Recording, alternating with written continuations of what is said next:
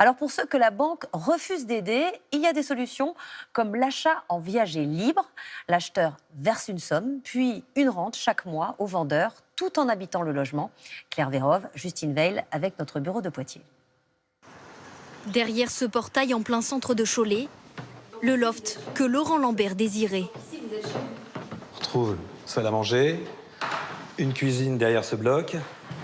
Cette maison, aujourd'hui totalement rénovée, appartenait il y a peu à un couple de septuagénaires. Laurent Lambert l'a achetée en viager.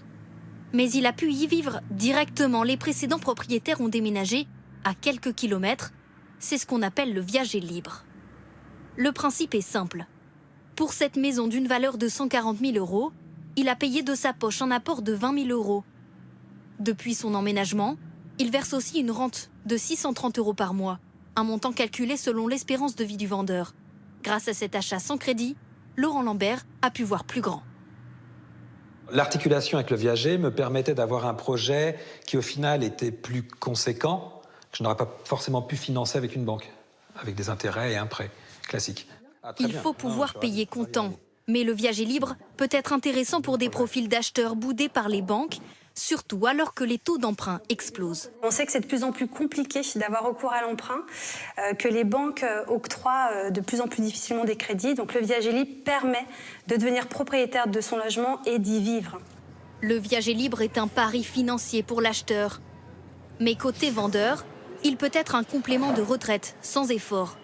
À Paris, Marie-Claude Lemaire vient d'emménager dans cet appartement.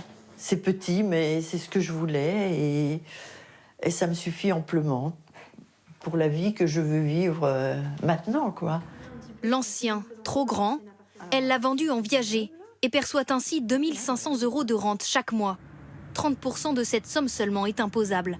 Un complément de revenus sans contrainte de gestion. Si j'avais tout vendu, il m'aurait resté une certaine somme d'argent que j'aurais dû placer pour me procurer une rente différemment. Or, c'est ce que je ne voulais pas. Je ne voulais pas gérer d'argent liquide. Je préfère que ce soit comme ça, je suis tranquille. Mais attention, les occasions sont rares. Sur les plus de 5000 ventes de viagers par an, seules quelques centaines concernent des logements libres.